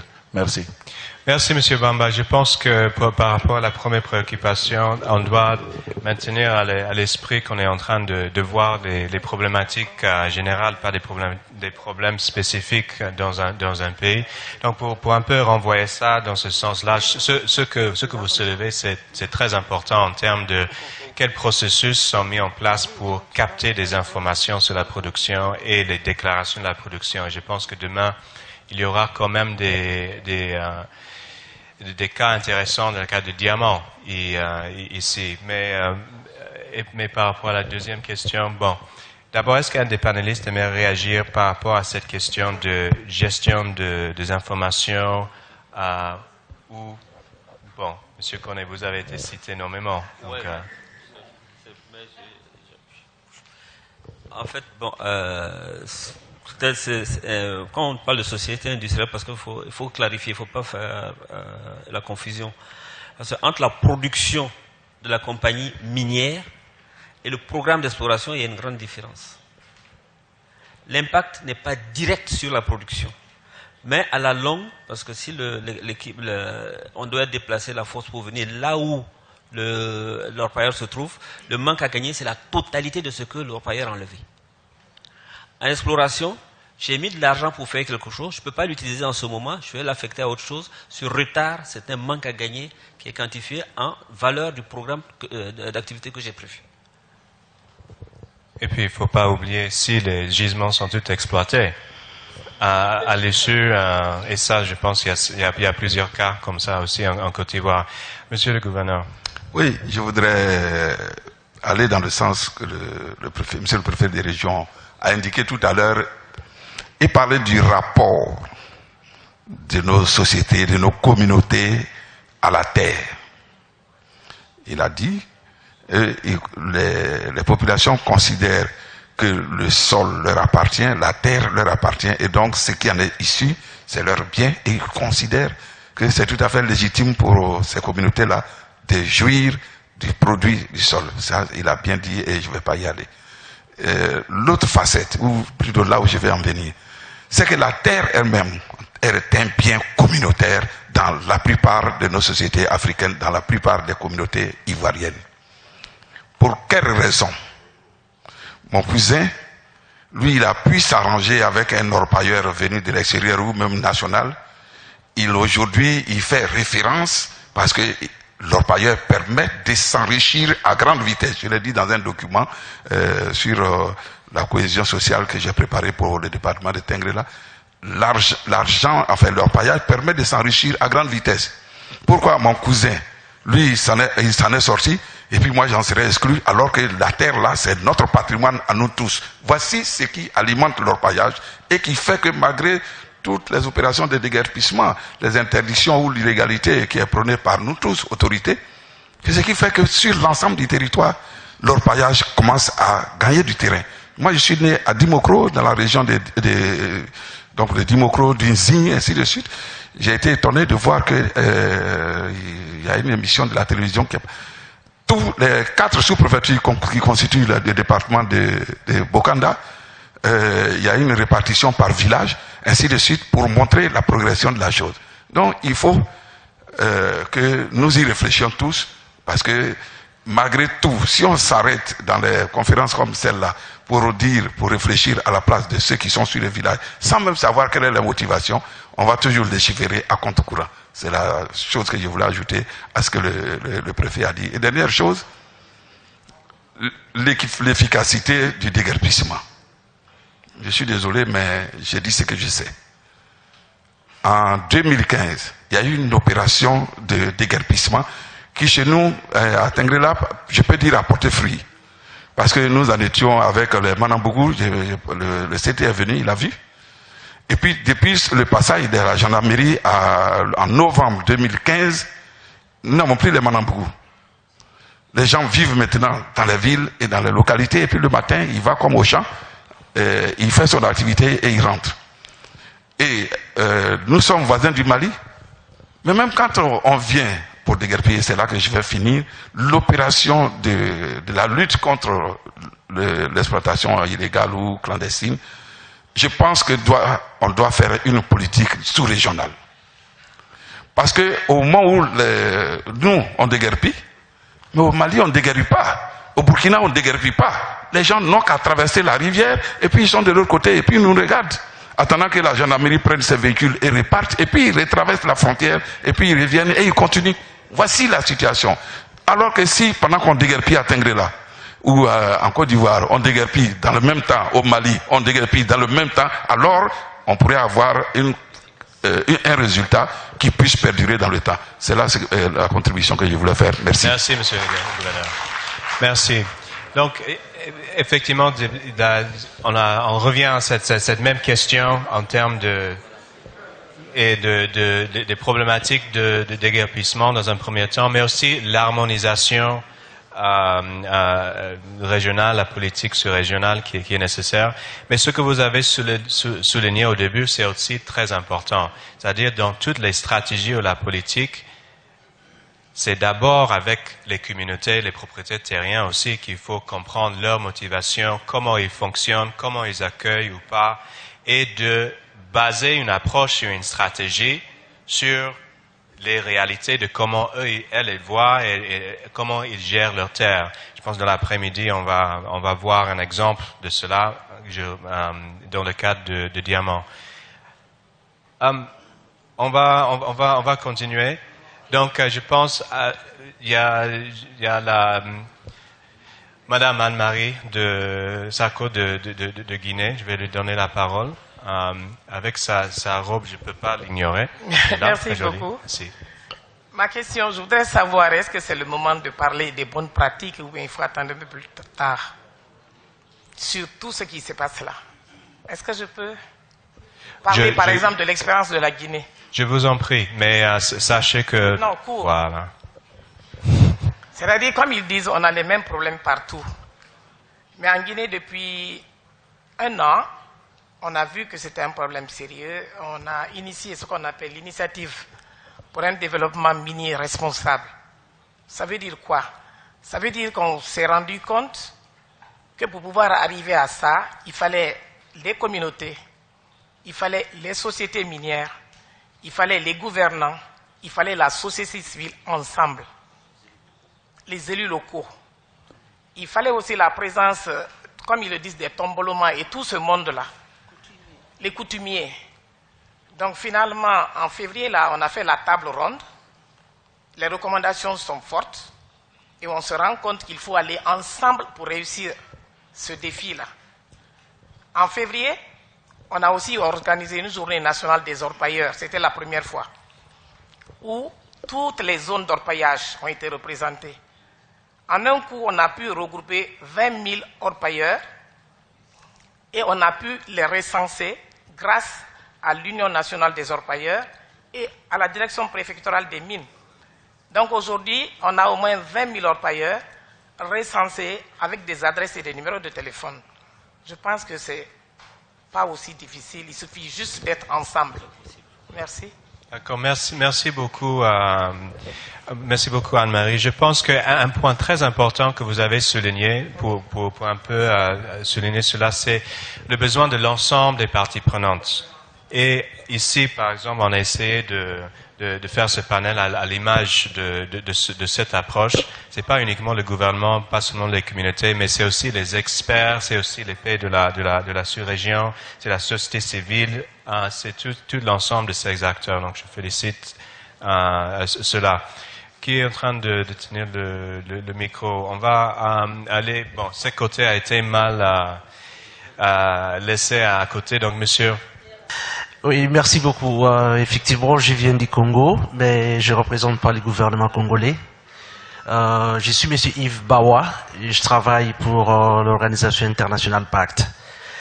En suivant les interventions depuis le matin avec le gouvernement du Ghana et toutes les interventions, il y a un vrai problème qui se pose parce que beaucoup d'organisations internationales, nationales et locales font beaucoup de travail au niveau de l'exploitation minière artisanale, mais toutes ces informations ne sont pas disponibles. J'ai suivi les chiffres, les statistiques, en termes, rien qu'un élément simple pour savoir les estimations du nombre de creuseurs au niveau global, mondial. Il y a différents chiffres. Chaque organisation, il fait ses études, il donne ses chiffres. Il y a beaucoup de leçons à apprendre, des différentes initiatives. Mais ce n'est pas centralisé, où quelqu'un, des chercheurs, des gouvernements, des bailleurs de fonds, au niveau national, des utilisateurs de nos produits, peuvent aller trouver l'information fiable. Je voulais partager, il y a un dépliant qu'on a mis là-bas qui s'appelle Delve. S'il vous plaît, je vous recommande de prendre ça. C'est une initiative initiée par la Banque mondiale, nous contribuons là-dessus, qui est en développement, pour la mise en place d'une base de données mondiale avec les informations sur l'exploitation artisanale. Ce n'est pas quelque chose d'une seule organisation. C'est encore en développement. Il y a juste un prototype pour un pays, le Burundi, mais vous pouvez contribuer par rapport à votre rôle dans la chaîne d'approvisionnement. Vous pouvez être quelqu'un qui peut produire les données, Vous pouvez dire comment et quelles sont vos exigences par rapport à ces données. Vous pouvez être l'utilisateur des données, vous contribuez aussi. Vous pouvez être dans des réseaux et vous demander, c'est quelque part où, si on a besoin par exemple des statistiques pour la Côte d'Ivoire, on va pas tergiverser. On va là-bas, on trouve des informations fiables. Il y a des améliorations et tout pour faire là-bas et je voulais vraiment vous recommander de joindre même par site web et donner vos contributions sur le besoin des données et comment on va avoir les plateformes générales. Merci. Merci beaucoup, Monsieur Bawa, merci. Donc, cette question de gestion de données, partage d'informations est revenue. Vous avez souhaité dire? Alors, je voulais dire que la DDI a fait un recensement des creuseurs et des diamants et de l'or et des coltans et des cassetterites et des wolframites à la demande de la Banque mondiale. Donc, on a des données pour 2011, 2012, 2013, 2014 et 2015. Et on a un total recensé de 229 000 creuseurs de tous ces minerais différents. On estime qu'en RDC, ils sont à peu près 2 millions, donc on a à peine touché 10%, mais c'est déjà 10% qui n'existait pas avant. Mais je voulais surtout dire que dans notre collecte de données, nous ne sommes pas limités seulement à la collecte de la production. Et c'est ça que je voudrais encourager. Nous avons retenu les profils des creuseurs, de leur communauté, pour savoir qui sont ces gens-là, quel genre d'intervention par la suite peuvent se faire du point de vue des développements, du point de vue d'assistance et soutien à ces populations. Nous connaissons leur niveau de scolarité. C'est un travail. Mais puisqu'on va déjà chercher leurs données de production, pourquoi ne pas aussi capter les informations sur les individus? Parce qu'après tout, c'est ça qu'on voudrait faire, c'est améliorer les sorts de ces populations. Et quand on prend chez nous, on a pris les photos, donc ce sont des gens réels parce qu'on a pris leur nom et on a pris les photos, puisqu'on utilisait les iPads pour le recensement. Un don de la compagnie Apple qui ont permis de faire cela. Donc, il est important de capter plus que ce que vous pensez est nécessaire pour la production minière, parce que ça va servir à beaucoup plus que plus tard par d'autres ministères de votre propre gouvernement pour pouvoir améliorer les sorts de ces populations. Oui, merci. Toujours sur la question des données, et aussi mon frère a posé une question par rapport aux chiffres d'exportation de Mali et chiffres d'importation de Dubaï qui étaient dans le rapport. Ce sont les chiffres, les données officielles. Donc, ça peut se faire assez facilement. Il y a quand même des données publiques on peut faire la réconciliation et on peut voir l'écart entre ce qui est exporté légalement et ce qui est importé légalement. Et on a fait aussi une étude pour la région des Grands Lacs où ce qu'on a vu avec la chute de l'or, pas la chute de l'or, la hausse du prix de l'or, on voit l'exportation officielle de l'or de la région des Grands Lacs en baisse, mais l'importation officielle par Dubaï en hausse. Donc il y a un écart énorme qui se produit on doit se poser des questions. Et ça revient aussi à la question de la responsabilisation. Ce n'est pas juste les pays qui font la production et l'exportation qui est responsable. Il y a les acheteurs. Donc, le devoir de diligence de l'OCDE doit s'appliquer aussi, effectivement, ça s'applique aux acheteurs comme Dubaï, qui doivent eux-mêmes faire aussi, on doit faire une pression, les raffineries doivent faire une pression pour qu'eux soient plus transparents aussi et qui font leur devoir de diligence. Et je reviens aussi à la question du commerce international, le lien avec le marché international. Si ces demandes pour la documentation provient du marché international, selon le devoir de diligence de l'OCDE, on doit aussi les impliquer, on doit collaborer pour trouver les solutions au niveau régional et national. C'est-à-dire, dans un projet ou dans des efforts au niveau national, comme on a fait en RDC, où ce qu'on a pu assainir la chaîne, on a trouvé des types, disons, néfastes au niveau de l'exportateur qui achetait de zones où il y avait des groupes armés. L'exportateur, avec l'appui de la raffinerie, ont fait démissionner cette personne-là et la raffinerie sont en discussion avec l'exportateur pour leur donner le financement pour continuer à produire, à exporter, parce que cette personne qui a été forcément démissionnée a amené le financement avec elle. Donc, il a fallu remplacer. Donc, avec la communauté internationale, avec la raffinerie, on cherche des solutions. Ils se sont impliqués. Et c'est vraiment, cette collaboration, c'est vraiment au cœur du guide de devoir de diligence aussi. Donc, il faut impliquer tous les acteurs de la chaîne pour trouver des solutions. Merci. Et effectivement, ça ne suffit pas, comme vous venez de dire, de collecter ces informations. Il s'agit de les analyser et d'en tirer des conclusions et de prendre des actions par conséquent. Mais déjà, s'il y a une collecte, ça c'est un bon début. On tend vers la fin, donc on va pouvoir prendre peut-être 3 interventions maximum encore. Je vois 300. Mais le monsieur qui est derrière, il s'est levé la main depuis un moment, s'il vous plaît. Merci, monsieur. Je suis monsieur Kéké Olivier, du ministère de l'intégration africaine et des Ivoiriens de l'extérieur.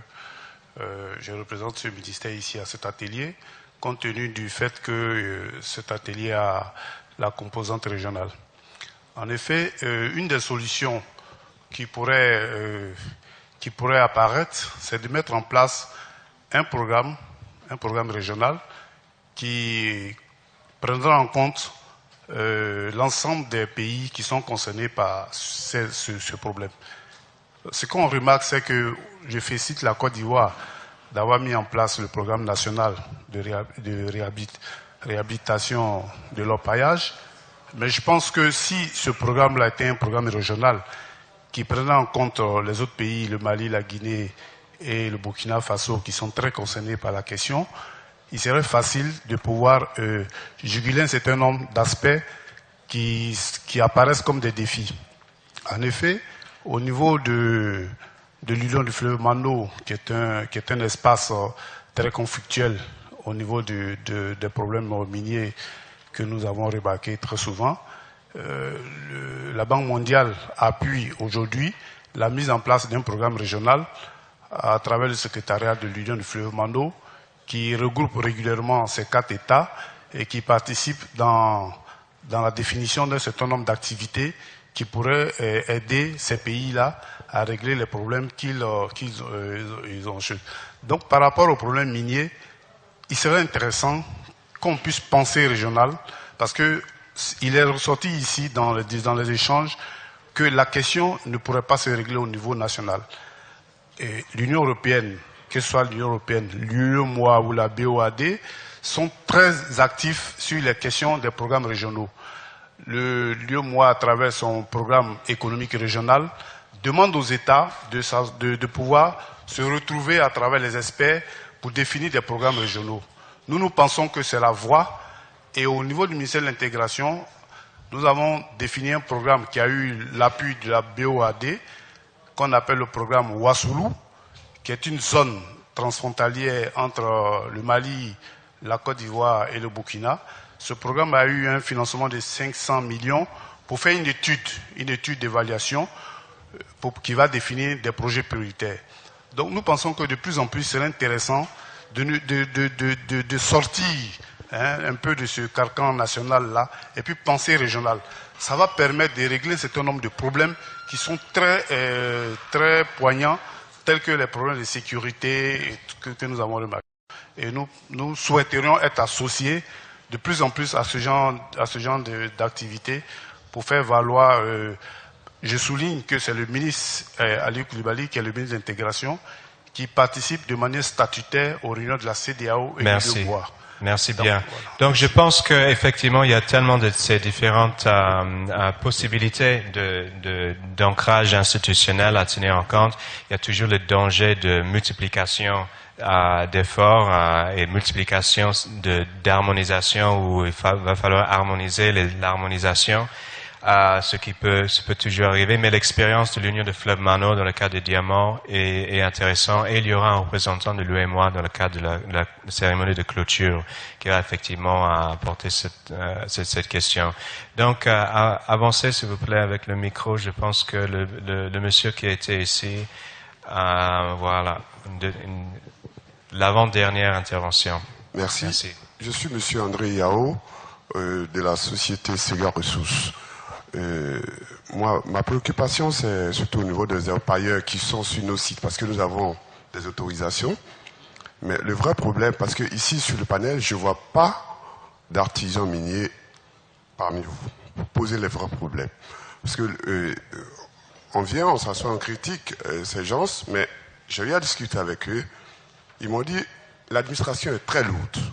Moi, aujourd'hui, je suis très heureux de voir monsieur le directeur général. Est-ce qu'au niveau de la Côte d'Ivoire, on ne pourrait pas décentraliser un peu ce problème d'autorisation d'exploitation artisanale au niveau des préfectures et des directions régionales? Parce que les gens, leur premier problème, ils ne connaissent pas Abidjan. Ils n'ont pas les moyens pour se déplacer jusqu'à Abidjan. Donc, s'il n'y a pas cette possibilité, et aussi d'associer, pour régler le problème, il faut prendre l'aspect même sociologique, psychologique même, des populations riveraines. Et associer d'autres choses, d'autres cultures. Nous, on a essayé d'associer l'agriculture, faire des fermes pour ces villages. Parce que créer des écoles n'arrange pas, ça ne crée pas de richesse.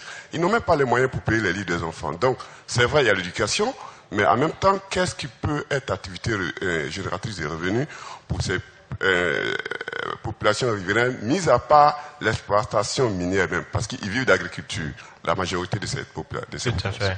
Voilà. Merci, Monsieur Yao, et je pense que vous touchez quelque chose très important quand on parlait tantôt, la différence entre légalisation et formalisation. Il faut un ensemble d'actions qui va au-delà de juste avoir le bon papier pour amener, inciter des personnes à travailler dans les normes. On aura d'autres exemples. À maintenir à l'esprit aussi que je pense en termes de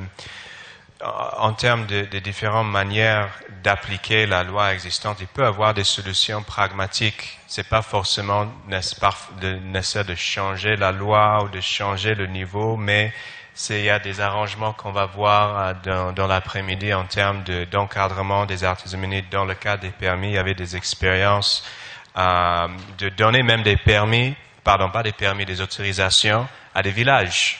À Yaouré, je pense que c'était Daouda était en train de parler de ça l'autre jour. Il y a les possibilités de donner des permis semi-industriels. Pourquoi pas à des villages, des classements. Donc, des solutions sont multiples. Dernière intervention, je pense que qui aura ça? Bon, monsieur au milieu, s'il vous plaît. Merci, monsieur le modérateur. Merci les panélistes.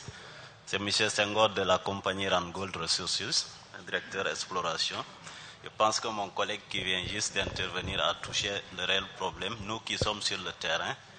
Et donc, dès l'instant qu'on a fini d'énumérer tout ce qui est entrave de cette activité sur les compagnies minières, moi j'aimerais juste poser deux questions à M. Koulibaly.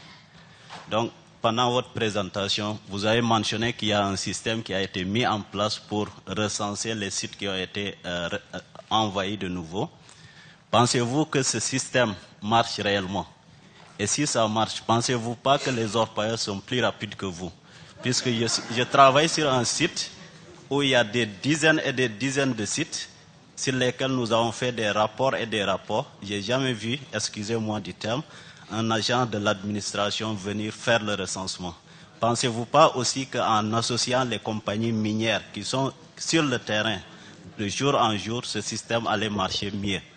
Et la dernière question, pourquoi l'administration est lente si elle est contactée par les compagnies minières qui ont ces soucis avec les orpailleurs? Pourquoi l'administration est réellement lente? Les compagnies minières pensent que par moment elles sont laissées en rade. Il n'y a aucune administration, une fois de plus, excusez-moi, qui vient pour les soutenir dans ces moments difficiles. Merci. Monsieur le CT, je vous donne un peu la parole pour répondre. Ok, merci Senghor de Randgold. Pour ceux qui ne le connaissent pas, c'est le directeur de l'exploration de Randgold.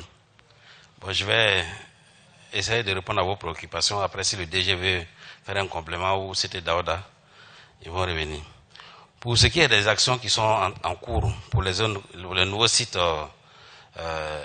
d'orpaillage et des sites recolonisés, le ministre l'a bien indiqué dans ses propos que des actions sont en cours.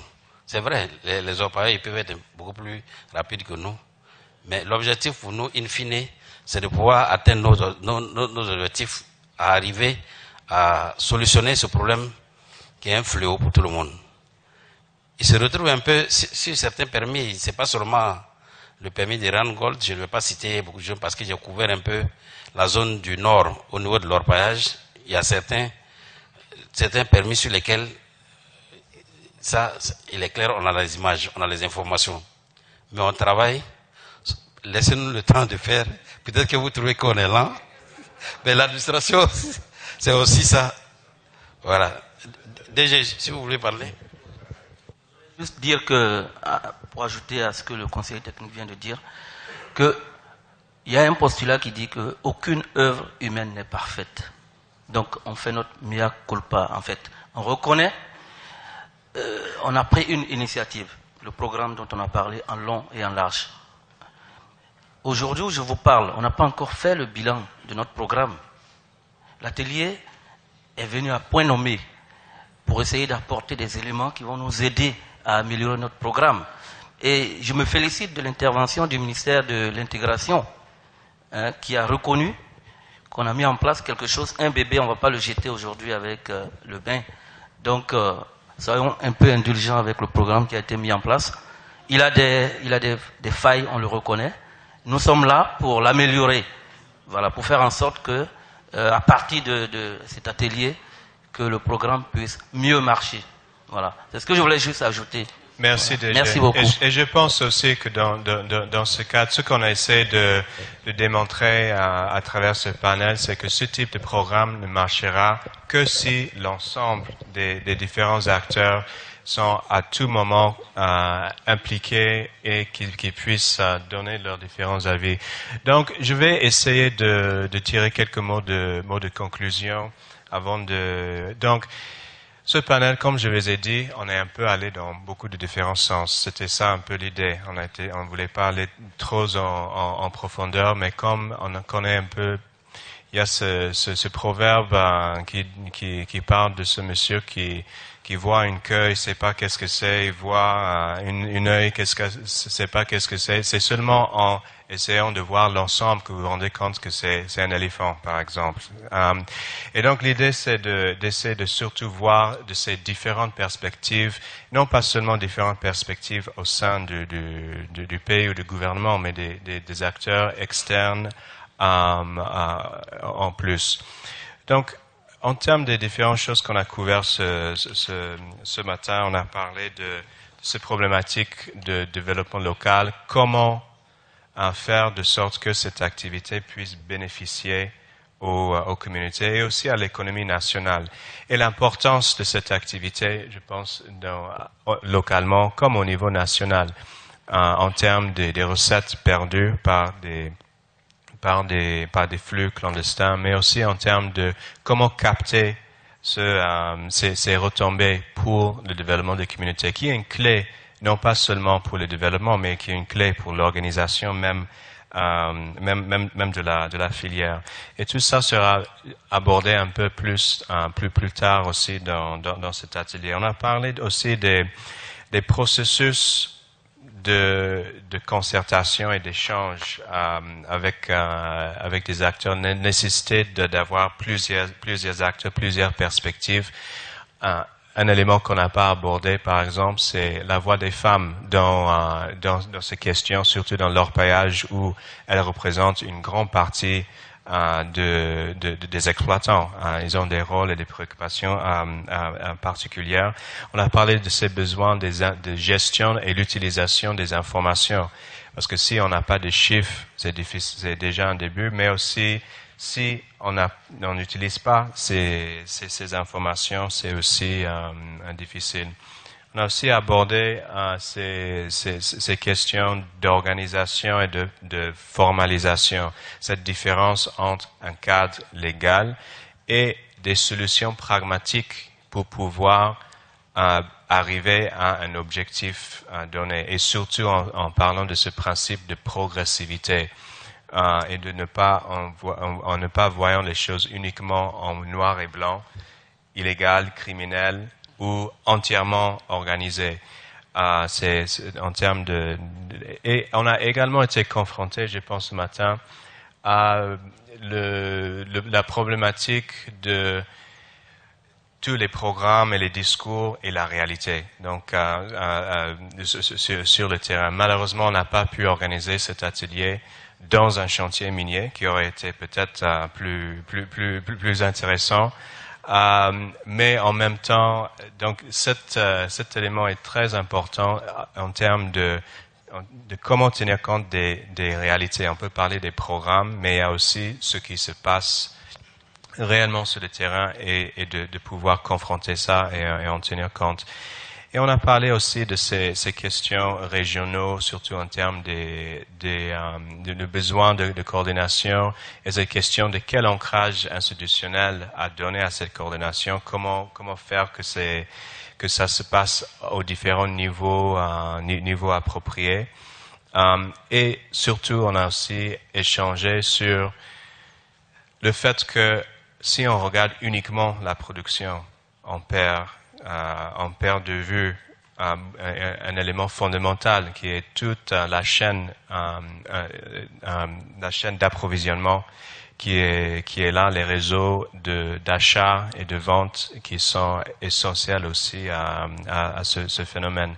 On a parlé de l'environnement, de cette question de mercure, de différents produits, mais au-delà de ça, c'est juste l'utilisation des terres et des dégradations et le processus pour les communautés de décider comment utiliser ces différentes terres.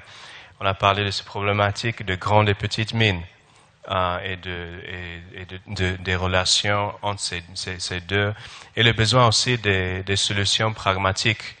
Les sociétés minières, beaucoup de ces personnes sont des personnes pragmatiques, ne sont pas des politiciens, sont des personnes de terrain confrontées à certaines réalités et qui doivent prendre des dispositions, et le besoin aussi de les intégrer. J'en passe, on a parlé de beaucoup de différents éléments.